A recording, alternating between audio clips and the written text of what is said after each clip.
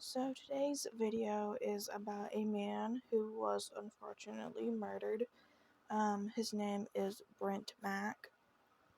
This case, I'm actually shocked because it takes place in my state that I live in, Oklahoma, and it's also pretty recent from a couple years ago, and I don't remember hearing about this whatsoever.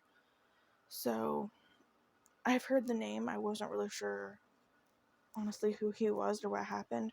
So when I looked into this, I was absolutely appalled by what I found. And I think you're probably going to be appalled too, like we are in most cases. So I want to go ahead and tell you about Brent's story. So let's get into it. So Brent was born on October 16th, 1970 in Guthrie, Oklahoma, to Wendell Mack and Franklin Jordan.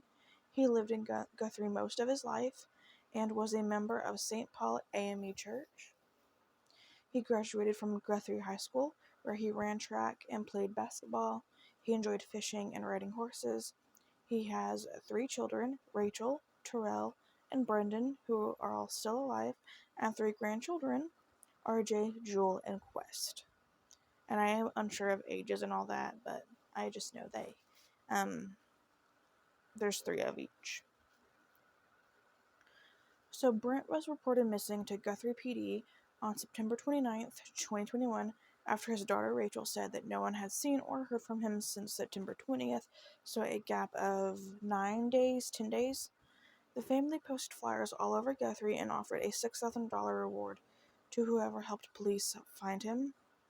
And this is actually a quote from Brent's brother, Troy Franklin Smith. And he says, "Our hearts are still broken. We've got a loved one that's just totally disappeared. He doesn't go missing. He doesn't disappear without a trace, without any phone contact, messaging, text messages. He does not disappear like this." End quote. So, what we do know is that he was dropped off at a laundromat, and that's all the family had. Or so we thought. So, what actually happened? Well, Brent's boss, Dan Triplett, told Rachel that he fired Brent for threatening a customer, gave him $1,000 in severance, and dropped him off at a local laundromat in Guthrie. Investigators actually got surveillance footage that shows Dan Triplett's car driving by the laundromat, but not stopping. There was never any sign of Brent. Unfortunately, Brent's body would be found buried under a septic tank on October 21st. According to the medical examiner, Brent had been shot in the back, had fractured ribs, and had a perforated lung. His death was ruled a homicide. After his body was found, Dan Triplett was arrested and charged with first-degree murder and desecration of a human corpse. Now, what I just read to you from the autopsy, I want you to remember that. He had been shot in the back, had fractured ribs, and a perforated lung. I want you to keep that in mind because it's going to come into play later when we talk about what Dan has to say. At trial, Rachel told the jury, that Brent told her, quote, "If I ever go missing, Dan did it," end quote. Dan would take the stand claiming self-defense. And he said, "I'm not guilty of murder. I'm guilty of self-defense, and I'm guilty of burying the body," end quote. Triplett told investigators that he didn't say anything, about harming this man because it would hurt his reputation and that he was embarrassed. And this is a quote from him. He says, "I freaked out. It was my bad," end quote. Are you serious? Yeah, I murdered this man and I was super embarrassed about it because murdering someone is going to hurt my reputation. My bad. Are you serious right now?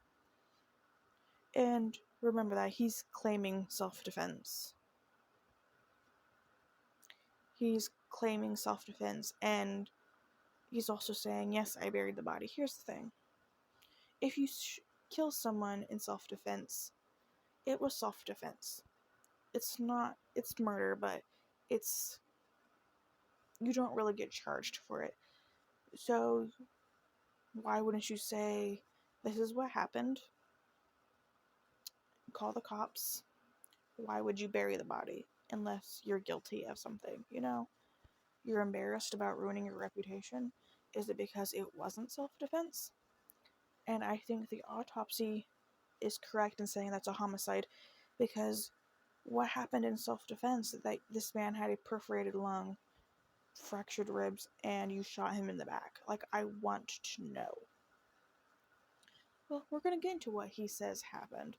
And goodness, it's a doozy. So Triplet said the security video would show Brent jumping into the septic hold, but prosecutors actually say that Brent fell into the hole after being shot. Triplet would say that he and Brent were arguing and that he fired Brent. This made Brent angry that he was fired, and that he pulled out a snub-nosed revolver and aimed it at Dan. Dan says he slapped the gun. I'm laughing because it's absolutely ridiculous. He says he slapped the gun out of Brent's hand, and after a brief scuffle, he got the gun. He said he then hit Brent so hard, he spun him around and shot him. Prosecutors questioned, why would Mack pull a gun on his boss over losing a job that pays $11 an hour, which is honestly the average of a retail job. Why would he do that? And to this, Brent's family would shake their heads, roll their eyes, and they actually laughed in disbelief at Triplet's testimony, which that's what I was doing. Yeah, this man has a gun. I'm unarmed, so I'm going to slap the gun from him, knowing he could pull that trigger at any time. We have a scuffle, and then I hit him so hard he spins around that I shoot him in the back. At that point, you are disarmed. Or he has been disarmed, I'm sorry. He has been disarmed. He's no longer the threat. You are. So what was the point of shooting him in the back? Yeah, okay. Thankfully, Triplet would be found guilty, and it only took 2 hours for the jury to come back with a verdict. His conviction comes with a life sentence without the possibility of parole. And I read in the articles that I was reading, obviously Brent's family was so happy. Dan's family were weeping as he was led from the courtroom in his shackles. Like, they were crying and praying, like, oh my god, I can't believe this. Like, they were weeping for him, not because they felt sorry for Brent's family and that they can't believe their family member did this. No, they were sad because their precious little Dan was going into prison. Absolutely disgusting. If any of Dan Triplet's family sees this, y'all need help. Come on now. Allegedly. I can't, sit here and make fun of them. I'm sure one of them would probably be vengeful. Anyways, I want to finish this video off with a quote from Brendan, and he says, "It was heartless. It was cold. It was that out. He's going to rot in hell. I have no malice and no feelings towards the Triplet family. Daniel Triplet made his own decisions.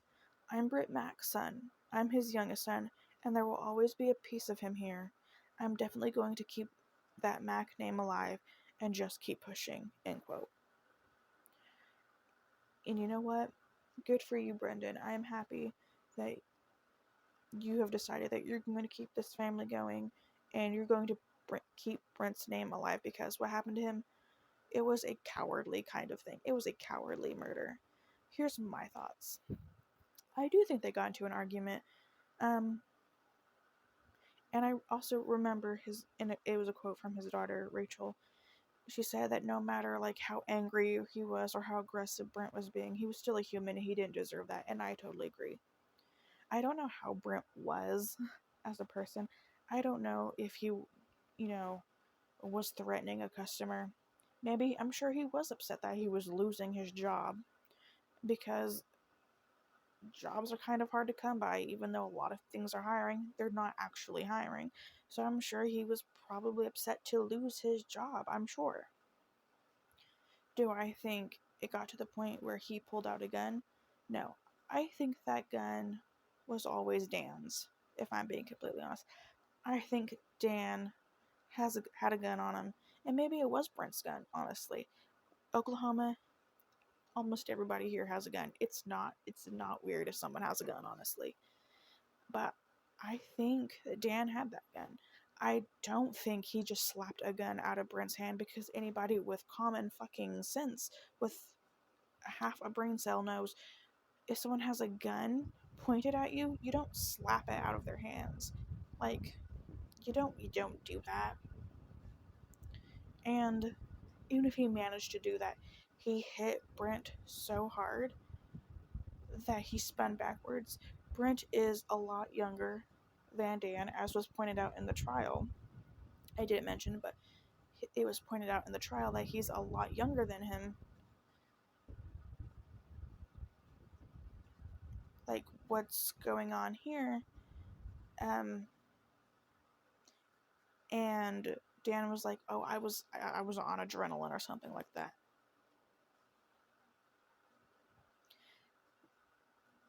Okay. I still don't understand how you hit him so hard that he just like turns around and then you shoot him in the back when he's no longer a threat to you. Because as far as I'm seeing, that there was only one gun in this situation. It wasn't like they both had guns. So you disarmed the person that was a threat. There was no need to shoot him. There really fucking wasn't.